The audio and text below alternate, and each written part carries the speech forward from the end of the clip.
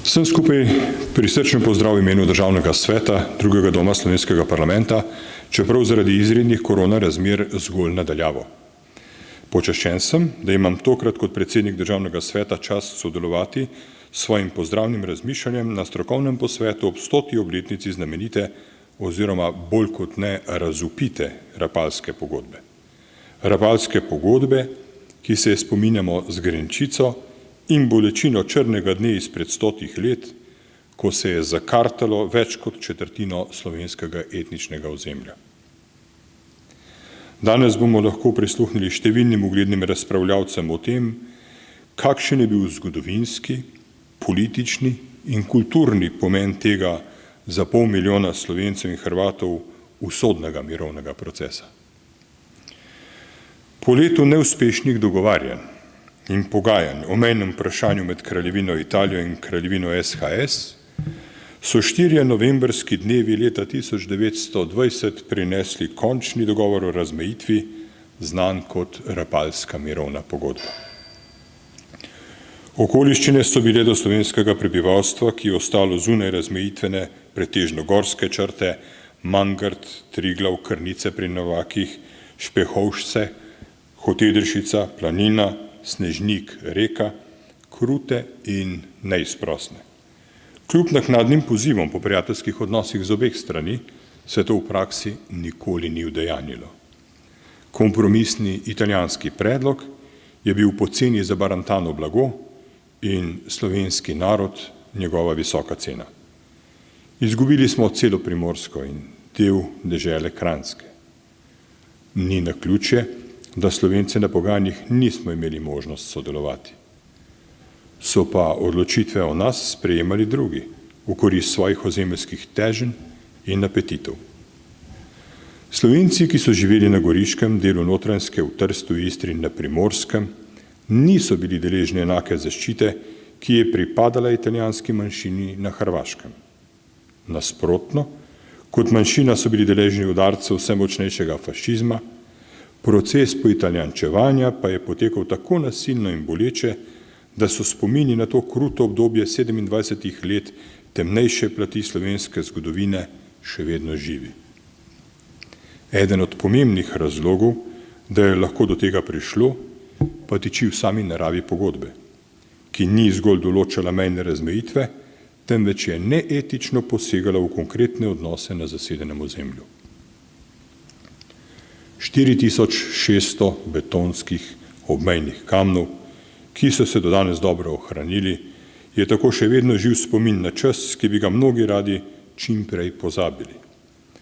Utrjen obrambni sistem bunkerjev, zaklonišč, kasarn, karavl in drugih vojaških objektov se uporablja še danes. Velik domoljub, profesor Tomaž Pavšič, je na lastni koži izkusil življenje ob tej krivični meji in je svoje aktivno življenjsko delo posvetil ohranjanju te zgodovinske dediščine. V njej ni videl zgolj temačnosti, temveč predvsem veliko svetlobe, tiste znova ponujene priložnosti, da ohranjamo spomin za utrjevanje narodne zavesti. Pavšičevo poslanstvo je pomembno prispevalo k ohranjanju nešteto majhnih, a velikih zgodb o krepitvi narodne pripadnosti, zavednosti in ponosa. In zato je prav, da se mu v tej priložnosti še posebej posthumno priklonimo.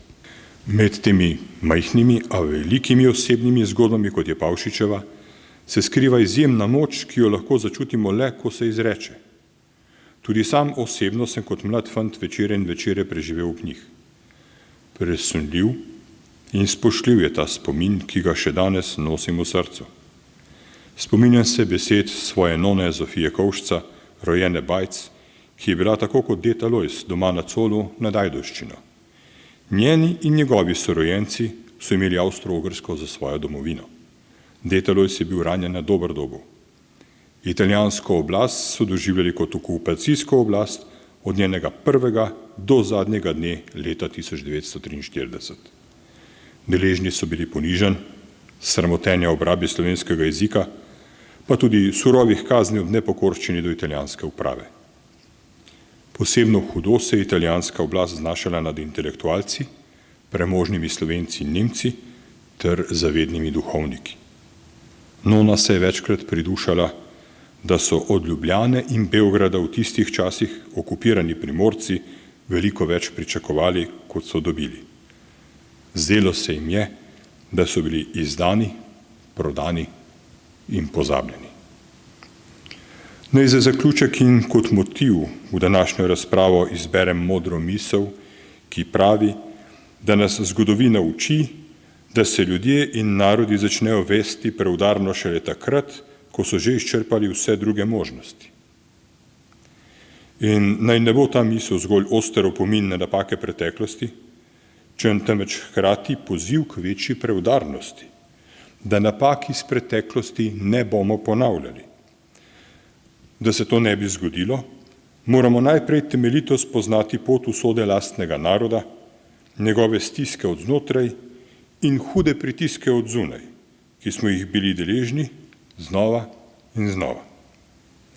Razkosani, odtujeni, razdvojeni, sestradani, prestrašeni, pa tudi iznajdljivi, uporni, kljubovalni ter pogumni.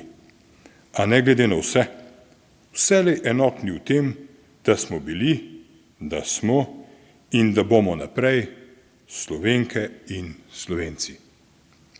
Tega velikega madeža slovenske zgodovine v obliki Rapalske pogodbe se preprosto ne more izbrisati. Naša naloga je, da ne dopustimo, da nam diplomatsko igračkanje in politična nezrelost iz preteklosti trajno poškodujeta narodnega duha in zavednost. Čeprav v današnjem času težkih preizkušenj se moramo zavzemati za njuno krepitev. To naj bo temeljno sporočilo 100-letnice podpisa Rapalske pogodbe. Hvala.